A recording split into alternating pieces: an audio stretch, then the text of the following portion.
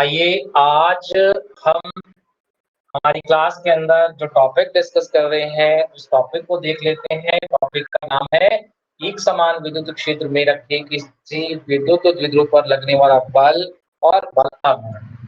ये topic board 2022 का जो पेपर आपका होगा उसके लिए बहुत इंपॉर्टेंट टॉपिक है। उसके अंदर एक विद्युत को रखा गया है। मान लेते हैं कि हमारे पास में एक क्या है, विद्युत क्षेत्र है, एक समान। इस तरह से एक समान विद्युत क्षेत्र है, समांतर रेखाओं के द्वारा प्रदर्शित किया गया है चित्र में आपको। ये एक समान विद्युत क्षेत्र है। इस विद्युत क्षेत्र की तीव्रता ई वेक्टर है। ठीक है, इस विद्युत क्षेत्र की तीव्रता ई वेक्टर है। इस विद्युत क्षेत्र के अंदर हमने एक विद्युत द्विध्रुव को रख देना है। तो विद्युत द्विध्रुव को इसके अंदर रख देते हैं, प्लेस कर देते हैं।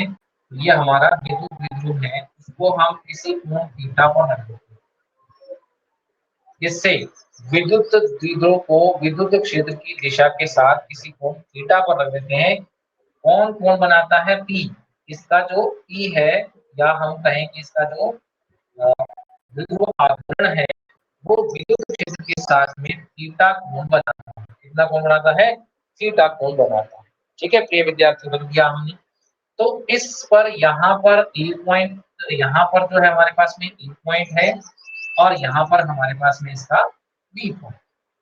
तो अपने को मालूम है ए पॉइंट पर रखा होता है आवेश। ठीक है, ए और बी पॉइंट ले लेते हैं। ये ए पॉइंट, अगर ये वाला ए पॉइंट है और ये वाला बी पॉइंट है, तो ए पॉइंट पर अपन को मालूम है कि ए पर जो रखा हुआ आवेश है उसी के अकॉर्डिंग हम चलते हैं। मैंने आपको एक चित्र बनाया था, उसमें लिखा था ए ये है और बी ये है। तो ए पर -q रखते हैं और बी पर +q आवेश रखते हैं।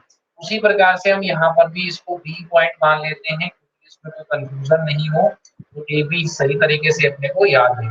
इसको ए पॉइंट मान लेते हैं और इस पर -q आवेश रख देते हैं और इस पर जो है हम +q आवेश रख देते हैं। ठीक है, यहाँ पर हमने बी पर क्या रख दिया? +q आवेश रख दिया। तो ये एक द्विध्रुव बन गया। तो द्विध्रुव आघूर्ण की दिशा माइनस से प्लस की ओर होती है, जो कि हमने पी से निर्देशित कर रखी है। ठीक है, अब हम क्या करते हैं, इसके अंदर सबसे पहले ये देखते हैं कि बिंदु बी पर रखा हुआ +q आवेश है, तो उस पर विद्युत क्षेत्र कितना बल लगाता है और कैसे लगाएगा। देखिए, चूंकि +q आवेश है तो +q आवेश पर विद्युत क्षेत्र के द्वारा लगाया गया बल F बराबर Q × E होगा, जो कि मैंने आप लोगों को पहले बता रखा है कि अगर किसी आवेश को विद्युत क्षेत्र में रख दिया जाए तो उस पर लगने वाला बल F बराबर आवेश का मान इंटू विद्युत क्षेत्र की तीव्रता होता है। तो यहाँ पर ध्यान से देखिए कि आवेश का मान हमारे पास कितना है? Q है और विद्युत क्षेत्र की तीव्रता E है। तो इस बिंदु पर रखे हुए आवेश पर लगने वाले बल का जो मान होगा, इस बिंदु पर रखे हुए आवेश पर लगने वाले बल का जो मान होगा प्रिय विद्यार्थियों, होगा F वेक्टर, F1 वेक्टर मान लेते हैं। ठीक है, F1 वेक्टर बराबर क्या लिख देते हैं? Q × E वेक्टर लिख देते हैं। ठीक है, कोई प्रॉब्लम नहीं हो, बहुत आसान सा है। ये प्लस का है। क्यों प्लस का है? क्योंकि आवेश ही प्लस का है, इसलिए इस पर आवेश के कारण लगने वाला जो आवेश पर विद्युत क्षेत्र के कारण लगने वाला बल है वो +QE है, यानी कि इसकी दिशा विद्युत क्षेत्र की दिशा में होती है। ठीक है, चलिए दूसरा देखते हैं -Q पर, क्योंकि -Q आवेश पर लगने वाला बल -QE होगा, जो कि विद्युत क्षेत्र के विपरीत दिशा में कार्य करेगा। बहुत सिंपल सा है, इधर बना देते हैं। तो इधर आएगा F2 कह देते हैं इसको। F2 बराबर है -Q और कैपिटल E, -Q और कैपिटल E। ये हमारा दूसरा बल बन गया। ठीक है, यहाँ तक बात सबको समझ में आ गई होगी। पहला बल होगा +QE और दूसरा बल होगा -QE। अब हम क्या करते हैं, दोनों बलों को ध्यान से देखते हैं। दोनों बलों की जो क्रिया रेखाएं हैं, दोनों बलों की क्रिया रेखाएं जो है वो अलग अलग हैं और समांतर हैं।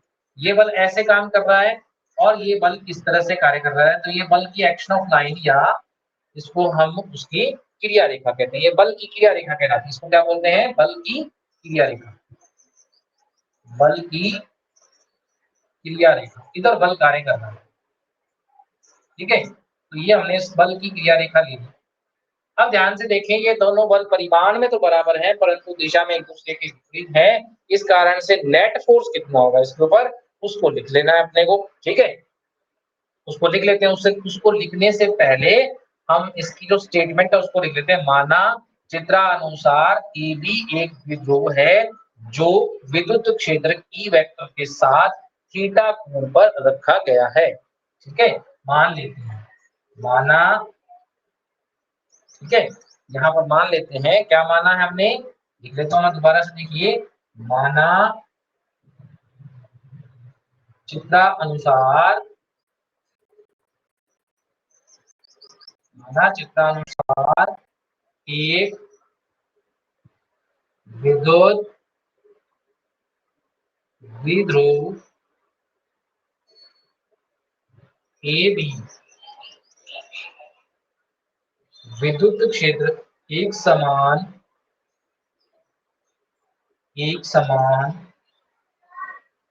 विद्युत क्षेत्र E वेक्टर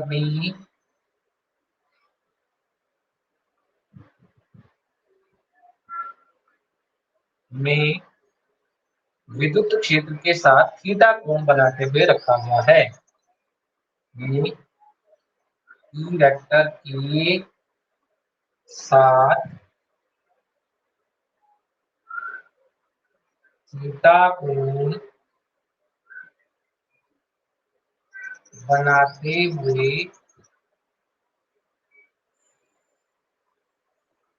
रखा गया है, ठीक है।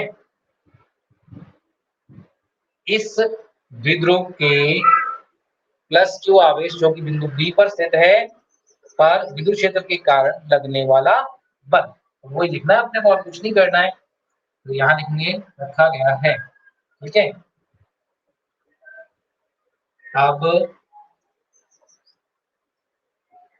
विद्युत क्षेत्र द्वारा प्लस क्यू आवेश पर आरोपित बल,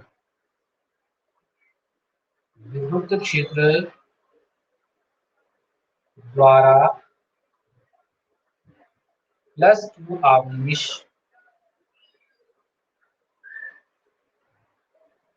पर आरोपित बल F1 वेक्टर है। तो F1 वेक्टर बराबर प्लस क्यू वेक्टर, ठीक है। इसी की दिशा में आ जाएगा, एक नंबर लिख देते हैं। तथा माइनस क्यू आवेश पर बल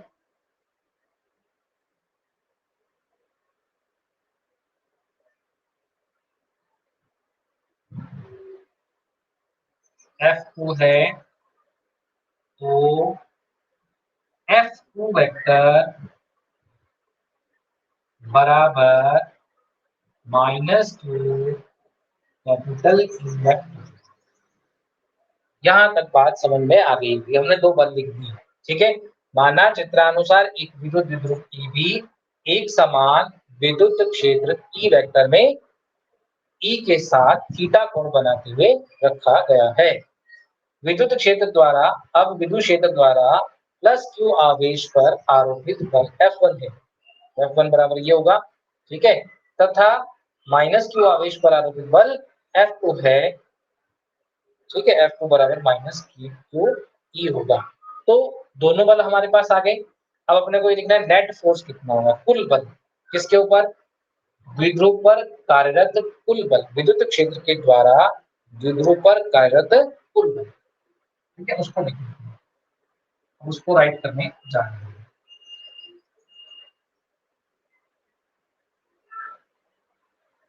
ठीक है। उसको कर लेते हैं और यहाँ लिख लेते हैं विद्युत क्षेत्र द्वारा द्विध्रुव पर द्विध्रुव पर आरोपित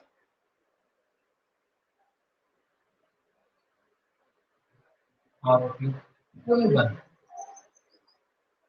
कुल बल एफ नेट बराबर F1 वेक्टर प्लस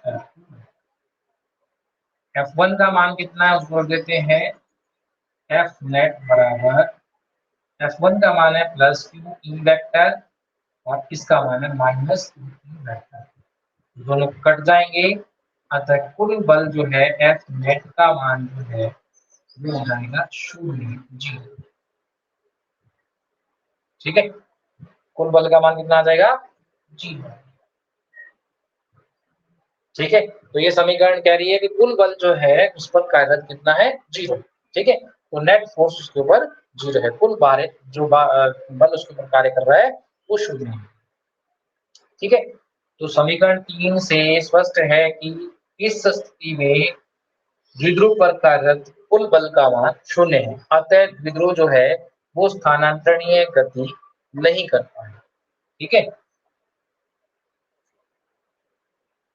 समीकरण 3 से स्पष्ट है कि द्विध्रुव पर विद्युत क्षेत्र द्वारा विद्युत द्विध्रुव पर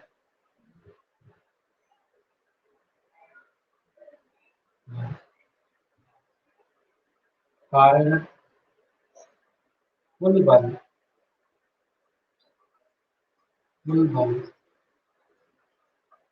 0 है,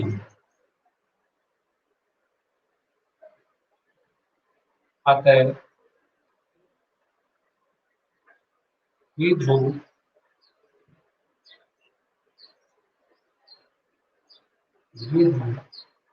में स्थानांतरणीय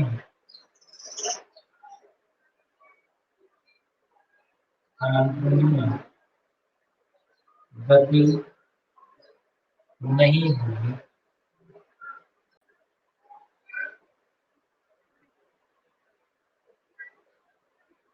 ठीक है। स्थानांतरणीय गति नहीं होगी, समझ में आई बात। स्थानांतरणीय मतलब अपना स्थान नहीं बदलेगा, स्थानांतरणीय गति नहीं करेगा।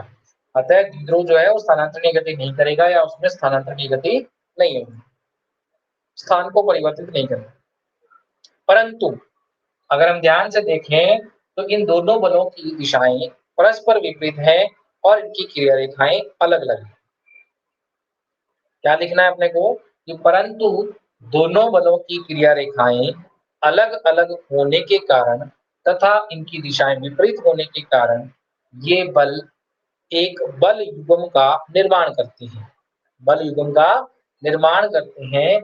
यह बल युग्म द्विध्रुव को घुमाकर विद्युत क्षेत्र की दिशा में लाने का प्रयास करता है, विद्युत क्षेत्र की दिशा में लाने का प्रयास करता है।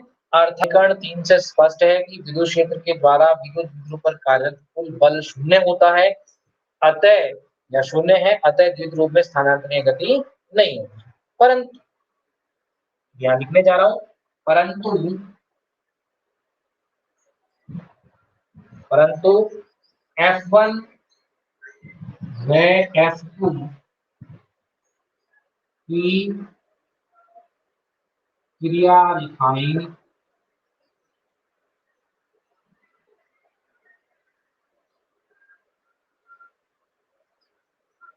अलग अलग होने के कारण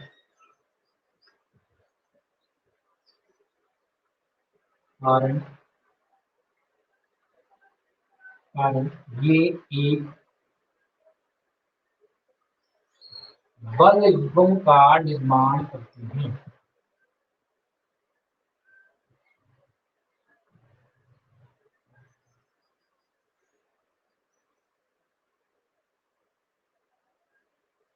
निर्माण करते हैं ठीक है। यह बल आघूर्ण द्विध्रुव में घूर्णन गति उत्पन्न करता है। यह बल युग्म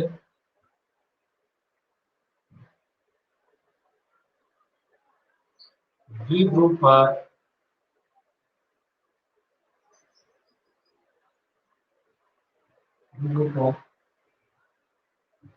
एक बल आघूर्ण उत्पन्न करता है।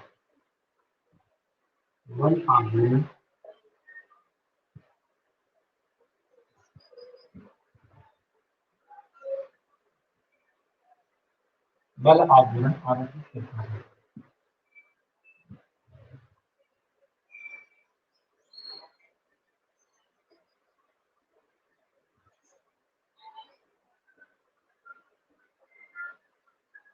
ठीक है, जो द्विध्रुव को घुमाकर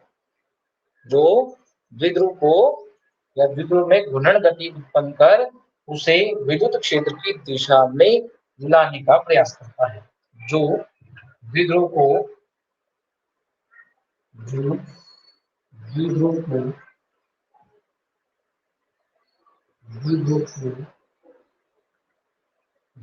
क्षेत्र की दिशा में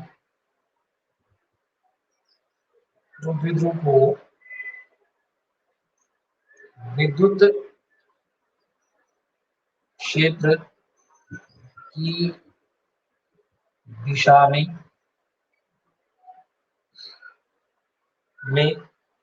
लाने का प्रयास करता है या घुमाने का प्रयास करता है, में संरेखित करने का प्रयास करता है, में संरेखित या घुमाने का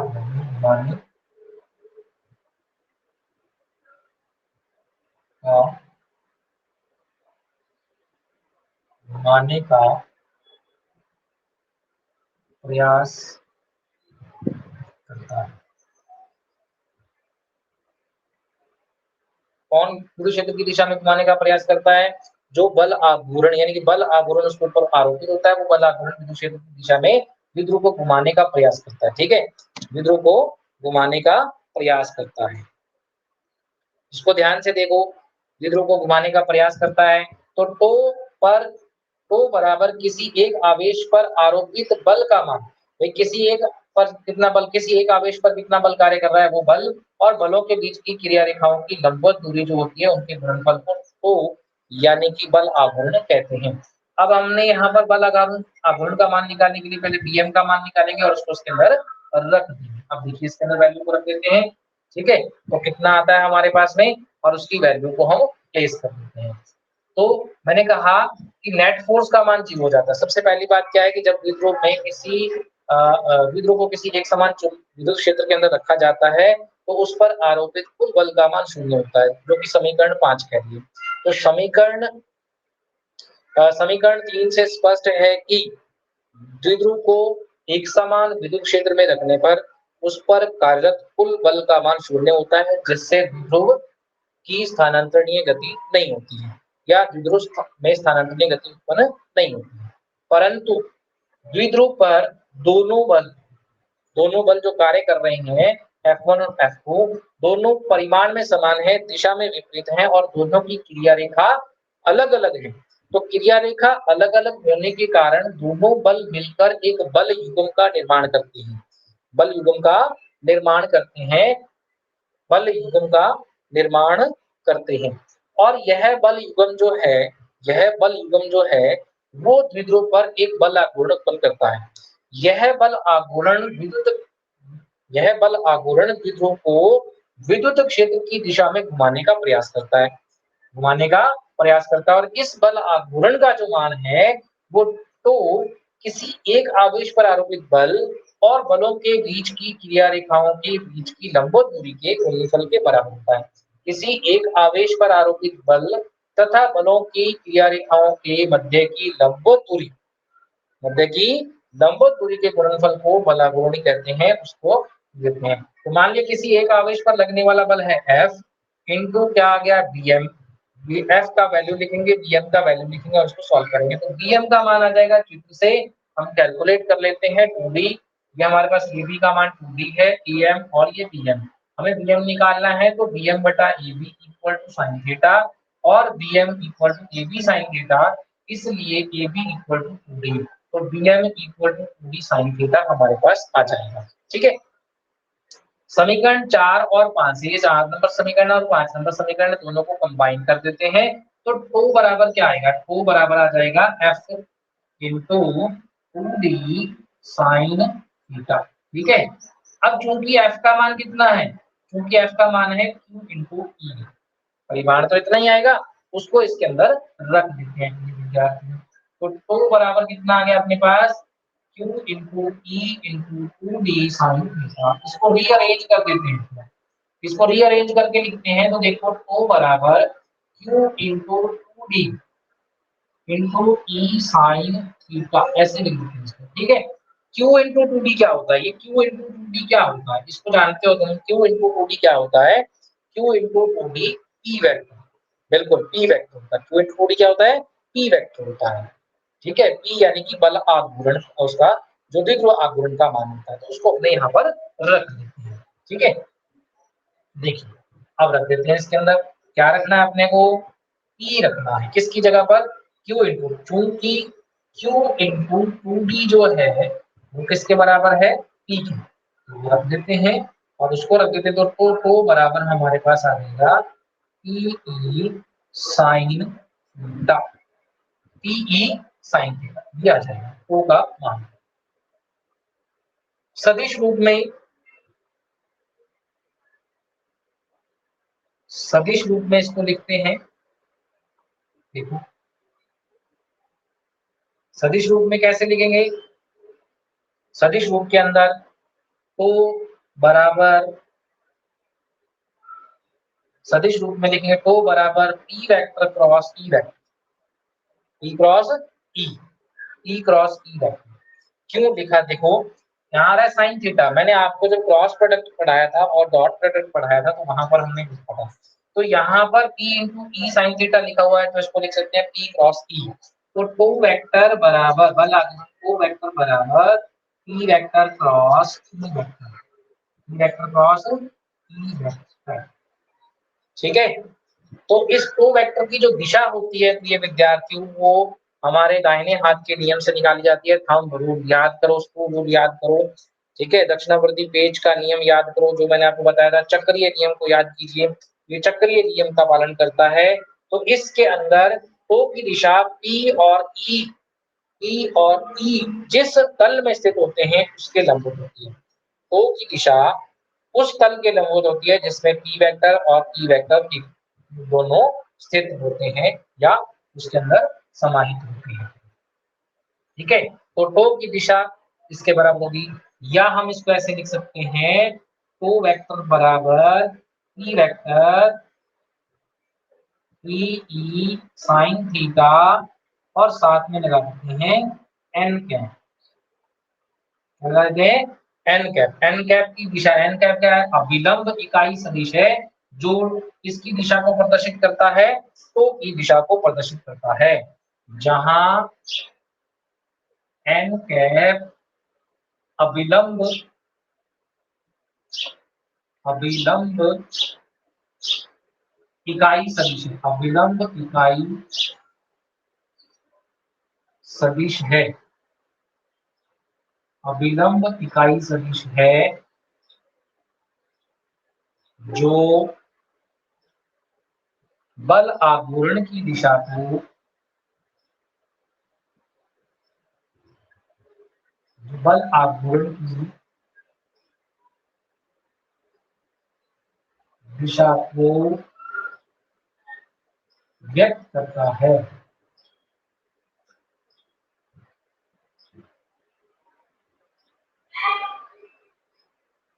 व्यक्त करता है। ठीक है, इसकी दिशा सदैव उस तल के लंबवत होती है जिसमें P और E स्थित होती हैं, इसकी दिशा सदैव उस तल उस तल के लंबवत होती है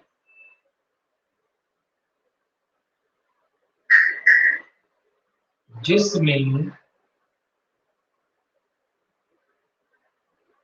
ई वेक्टर व ई वेक्टर स्थित होते हैं।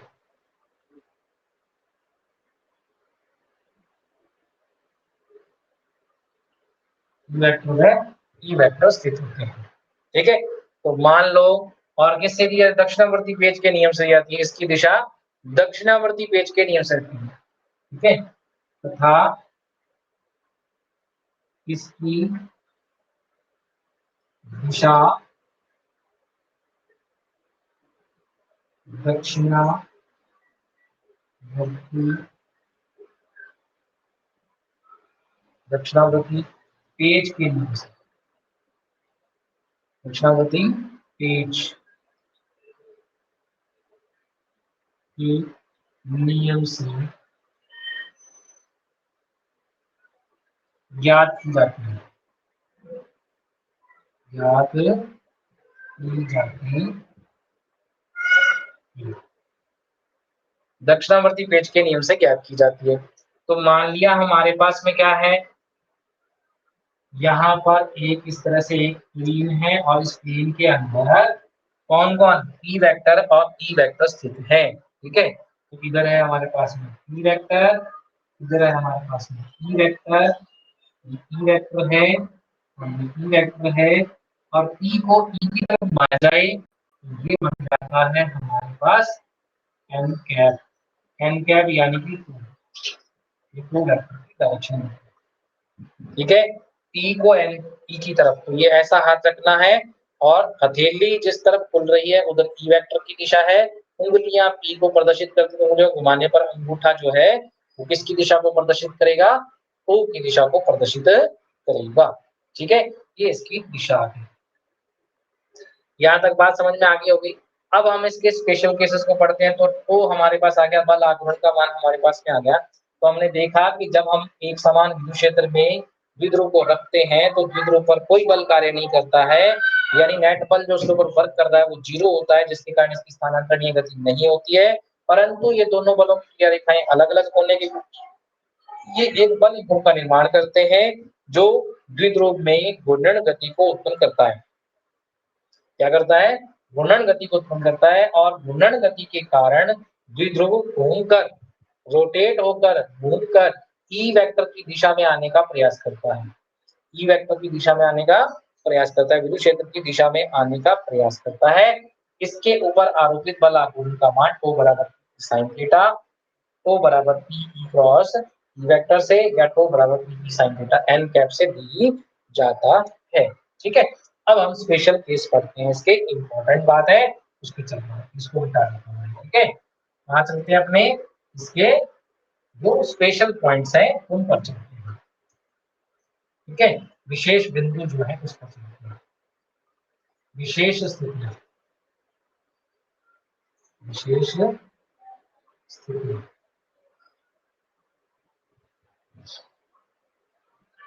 ठीक, विशेष स्थितियों में पहली स्थिति है जब थीटा बराबर है 0 डिग्री, थीटा बराबर है 0। इसका मतलब ये हुआ कि पी वेक्टर जो है वो पी वेक्टर की समांतर है, पी वेक्टर ई वेक्टर के समांतर है। तो और साइन थीटा का मान क्या हो गया, 0 हो गया। साइन थीटा का मान कितना आ गया, 0, क्योंकि थीटा बराबर 0 है तो साइन थीटा का मान कितना हो जाएगा, 0 हो जाएगा। तो टू का मान कितना हो जाएगा, टू बराबर पी ई साइन थीटा से मान रख देते हैं, तो टू का मान आ जाएगा प्रिय विद्यार्थियों 0। टू का मान कितना आ जाएगा, 0 आ जाएगा। ठीक है, ये टू की वैल्यू आ गई, ये टू का मान न्यूनतम मान है, ये मिनिमम वैल्यू है टू की, और ये न्यूनतम मान हमारे पास आ गया, टू का मान 0 आ गया, यानी टू भी 0 है और एफ भी 0 है। तो इस स्थिति में, इस स्थिति को, इस स्थिति में द्विध्रुव द्विध्रुव में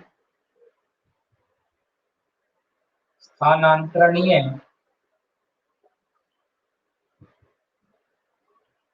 एवं घूर्णन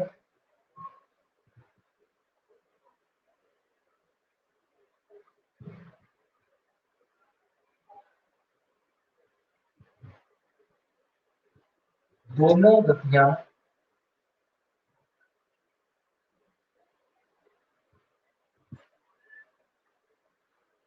उपस्थित नहीं होती है।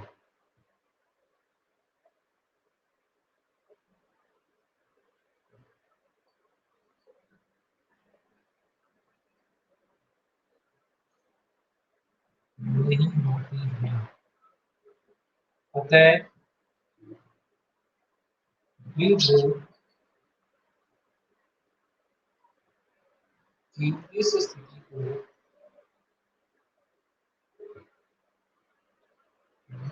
स्थायी स्थायी साम्य अवस्था कहते हैं। स्थायी साम्य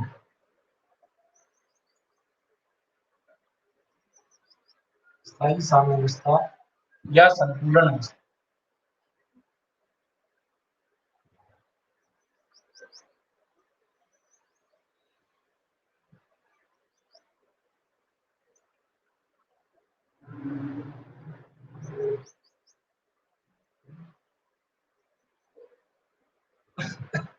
स्थायी साम्य अवस्था या संतुलन अवस्था कहा।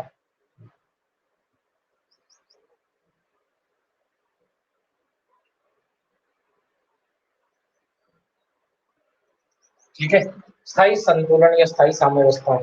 ठीक, अब देखिए दूसरा केस, सेकंड केस पे चलते हैं। और सेकंड परिस्थिति जो है हमारे पास में वो है कि जब थीटा बराबर है 90 डिग्री। थीटा बराबर 90 डिग्री है, इसका मतलब ई जो है वो लंबवत है ई वेक्टर के, इसके ई वेक्टर के लंबवत है। समझ गए, ई वेक्टर के क्या है, लंबवत। तो ई वेक्टर के लंबवत है तो इस स्थिति में साइन थीटा का मान जो है वो 1 हो जाएगा, क्योंकि साइन 90 डिग्री का मान 1 होता है। तो टो बराबर जो है वो मैक्सिमम हो जाएगा, अधिकतम टॉर्क काम करेगा और उसका मान हो जाएगा पी, अधिकतम बल आघूर्ण कार्य करेगा। ठीक है, और इस स्थिति में बल आघूर्ण कार्य करेगा, अधिकतम बल आघूर्ण होगा, तो इसको अस्थायी संतुलन यानी असंतुलन अवस्था कहते हैं। अस्थायी नहीं, असंतुलन अवस्था कहते हैं। ठीक है, असंतुलन अवस्था कहते हैं इसको। अस्थायी अवस्था इस अवस्था को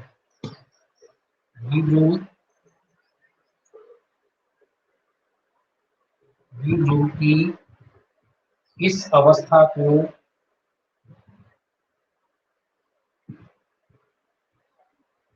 द्विध्रुव की इस अवस्था को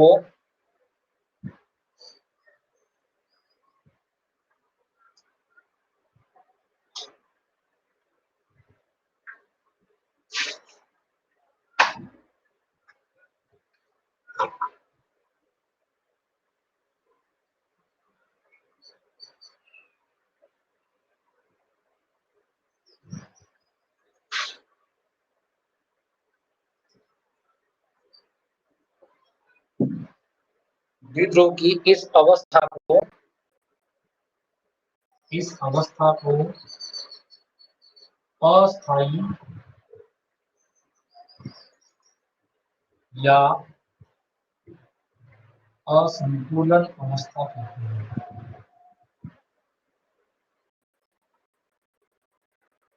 असंतुलन अवस्था।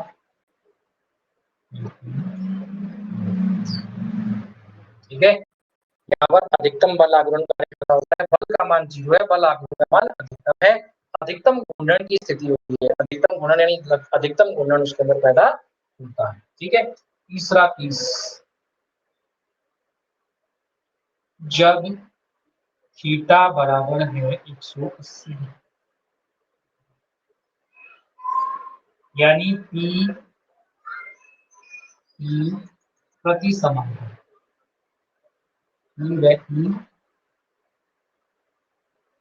प्रति समांतर है।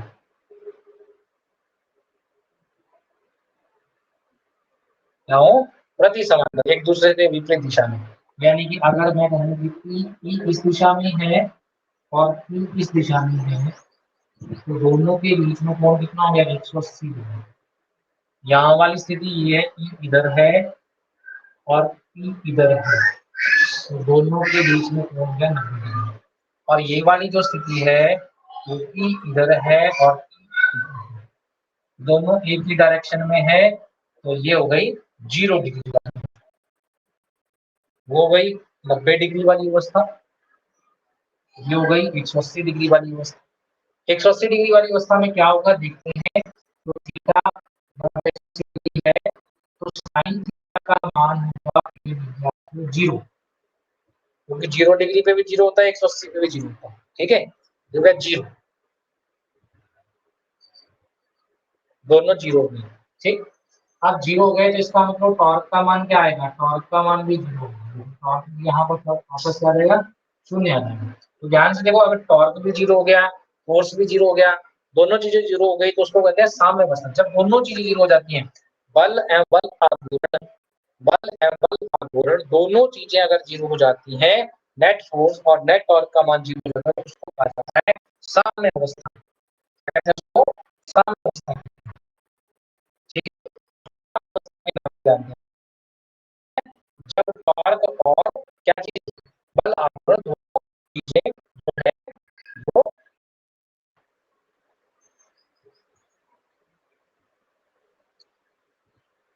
जब दोनों क्या हो जाती हैं? शून्य हो जाती हैं, उस स्थिति में टॉर्क भी 0 है और बल शून्य है, तो भी 0 है और फोर्स भी 0 है, दोनों चीजें 0 है। तो इस कारण से यहाँ पर उसके अंदर स्थायी जो है साम्य अवस्था आ जाएगी। लेकिन P और E एक दूसरे के विपरीत दिशा में है, इस कारण से इसको कहा जाता है अस्थायी संतुलन, अस्थायी संतुलन अवस्था।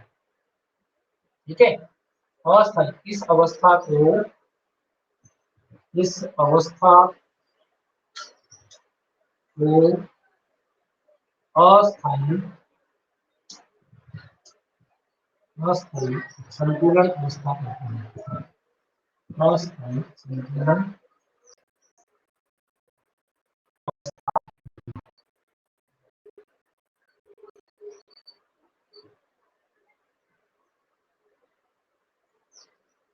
ठीक है, अस्थायी संतुलन अवस्था कहते हैं। समझ में आ गया? इसको अस्थायी संतुलन अवस्था कहते हैं। तो ये थे 3 केस थे, और ये था एक समान विद्युत क्षेत्र में रखे किसी विद्युत विद्रोह, एक समान विद्युत क्षेत्र में रखे किसी विद्युत विद्रोह पर लगने वाला बल और बल दोनों को हमने अच्छी तरह से समझ लिया है। ठीक है, आपको समझ में आ गया होगा, जल्दी से बताएं।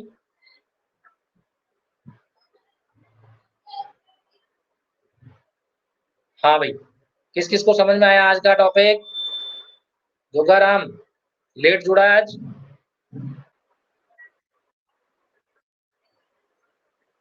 जोगाराम आज लेट जुड़ा था।